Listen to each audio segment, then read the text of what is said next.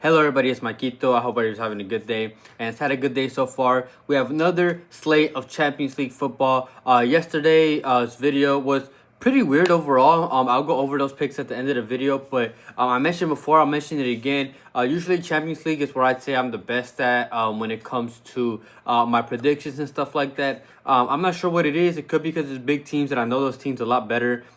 Matchups are, I guess there's more statistics on each team and each player, so that could be a reason why. So hopefully we can do good in this next video. As always, if I do have any added plays, that will be in the pinned comment. I delayed it tonight, but more than likely tomorrow. I know people ask that they usually are looking throughout the day and trying to find plays that I posted, trying to see if I put anything in the pinned comment. But I tend to make these plays and add more about an hour to 45 minutes before the game start, because about an hour before the game start is when the lineups are confirmed, so I know who's playing, who's not playing. Maybe a player starting that I didn't anticipate starting, or they're playing in a position where I didn't anticipate them starting, and I add those plays as well. So I usually would recommend checking about an hour to 45 minutes before the game starts. That's usually where I tend to add more plays, so if you do want more, keep an eye out for those. But other than that, I'll get straight into the plays. And the first play is Ayab El Kabi to go higher than 3 shots at home for Olympiacos, going up against Pafos.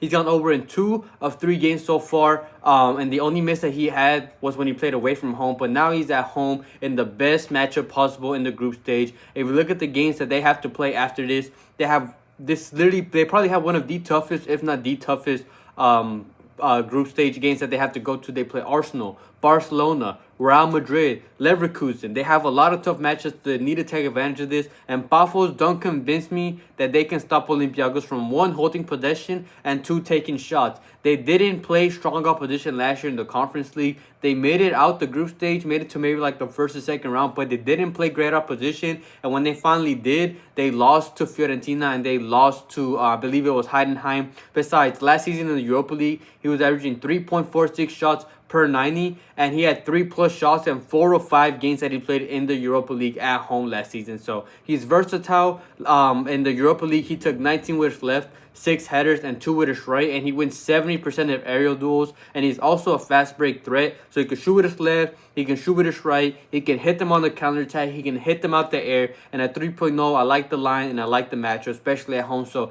I like Ayub El Kabi to go higher than 3 shots. And the second play that I found that I like is a safer play, and that's Dominic Sloboslai to go higher than 0.5 shots at home for Liverpool, going up against Atletico. You can pair this up with Kabi if you want to, and you can get this for 2x. But I think you're getting good value here, honestly, for this line. He has proven to be an even more important key piece to this Liverpool team. Since moving from attacking midfielder down to that box-to-box CDM position, he helps a lot more in the build-up play. And in 5 games so far this season, he's gone over this play in 4 of 5 games, with the only miss being when he dropped from midfield down to right back because Frimpong was injured. But now Frimpong is back, so he should be back to that midfield position. Besides, he's a long shot taker. So far, he's taken 7 from outside the box, 3 from outside the box, 3 from inside. And last season in the Premier, he was playing as an attacking midfielder. He took 37 from outside and 30 from inside. And I expect him to be able to get more of those long shot opportunities now that he's playing deeper in the field. He's going to be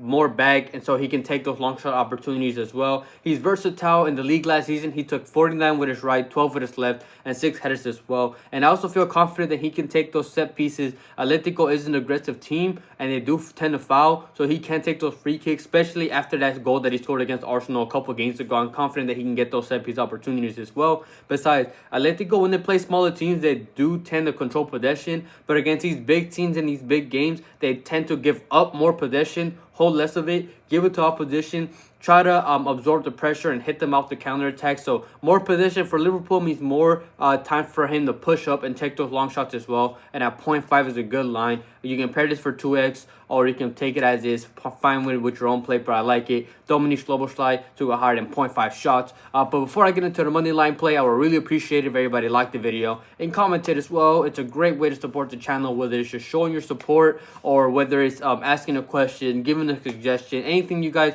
put in the comments really helps boost the video out to more people boost the YouTube algorithm. And if you're not subscribed, please subscribe, turn on notifications so you're notified when these videos do go out to y'all. I try to post them as soon as I can. As I'm recording this video, I know at least like half of the games haven't been posted, so I do plan on making more plays and posting them in the pinned comment whenever those come out. And if you're not in my Discord, you're more than welcome to join. Link for that is in the description as well. It is not a premium, it is completely free to join. You also get notified when the videos are out, and it's a great community where people post their own plays. You can post your own plays. Whether people bet on anything you can possibly bet on. NFL, NBA when that starts up, soccer as well. Great community. Link for that is in the description. I have Outlier, which is linked as well. You get a 7-day free trial. That you can use for every sport. When it comes to club soccer, like when it comes to the league play, you can use it for NFL as well. You can use it for MLB. You can use it for everything if you're interested in that. Link is in the description. So I really want to thank anybody and everybody who supports me in any way. But I'll get straight into my money line play.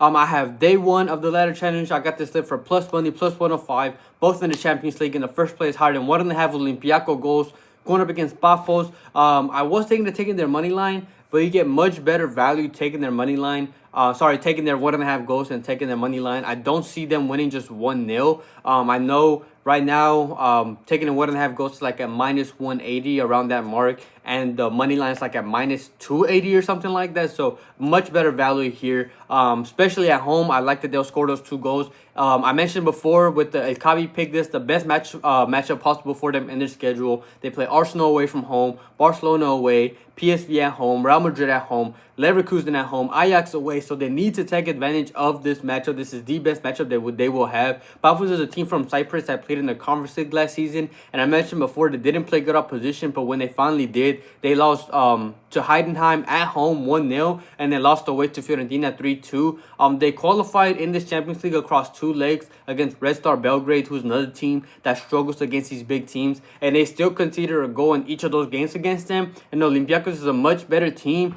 without even counting the players that they already have. They picked up some players like Taremi from Inter. They picked up Strefasa, who I believe played in Como, and they picked up Cabela as well, who used to be a pretty good attacker for Lille. And with them playing at home, I like the matchup. They need to take advantage of it. So I like higher than 1.5 Olympiacos goals going up against Pafos. And the second play that I found that I like is higher than 0.5 Bodo Glimt goals going up against Slavia Prague. If you want to take it as just one play, you could take both teams to score, but they impressed last season, making it all the way to the Europa League semifinals, where they were eliminated by Tottenham. They were still able to score against them. They eliminated Lazio, scored against them. They eliminated Olympiacos, scored against them. They eliminated Twente and obviously scored against them as well. They scored against Nice. They were a great team last season, and they still have their key pieces from that team, especially Berg in the midfield and Hogg in the attack, which is what I liked as well. And then they also picked up Brent Hilton, who was a striker for Toronto FC. So with the team they already had last season and adding some more pieces, I like this team as well. Besides, Slavia Prague played bad in the Europa League last season, where Bodo Glimt played as well. They were eliminated in the group stage and conceded in 7 of those 8 games as well, 11 and 8 overall. Besides, Bodo Glimt converted 41% of the shots on target in that tournament as well, so they're a pretty clinical team. They have scored so far in 19 straight games in all competitions. You can call it a good call if you want to, but I like this Bodo Glimt team, and the Slavia Prague is not a great defensive team when they play these big games, and I trust them here. So I like higher than 0.5 Bodo Glimt goals going up against Slavia Prague, paired with higher than 1.5 Olympiacos goals for a plus 105 for day 1 of the ladder challenge. Thank you everybody for watching. Quickly going over last video's picks. I mentioned it was a weird day. Overall, there was 4 player props, 2 from the video and 2 that were added. 1 DMP'd, 1 missed, 1 pushed, and 1 hit. So literally every single possible combination hit. Till did not start, so he DMP'd. We had the goalkeeper combo, which only had, I believe, like 1 or 2 shots on target overall the whole game, which is really, really surprising. They were shooting, weren't hitting the target. Jonathan David had to play higher than 2 shots. He pushed with 2, and then we had Ricardo Pepe to get a shot assisted. He hit his play. So it was a weird day player prop wise, and then money line wise was extremely weird. First of all, we had the Real Madrid money line. They did win, but in very controversial fashion. They won 2-1, 2 penalties. First penalty was definitely a penalty. Second one was very, very debatable. But at the end of the day, they won, which hit that play. But the second one, we needed the Dortmund and Juventus game to have at least 1 goal in the first half. The game ended 4-3, if I'm not mistaken. 7 goals all of them in the second half. They did not get a single goal in the first half. Out of nowhere, they all start scoring in the second half. So they should have scored. There was plenty of opportunities, and the goals were there. I knew it was going to be a high-scoring game, but they didn't want to score until the second half. So it was very unfortunate. Same thing with the goalie combo. Same thing with that. The reads are there. I'm confident in my plays. I'm not mad that I made those plays. It's just very frustrating seeing how they play out. But hopefully we can turn that around going into this play. I had that safe play, have the regular play, and the money line play. I do anticipate having more when lines are added, or again around an hour to 45 minutes before the game starts. So that's around the time I would check for plays if you're interested in that, in the pinned comment. But again, thank you everybody for watching. I hope everybody has a good night, a good day, and we can cash out tomorrow.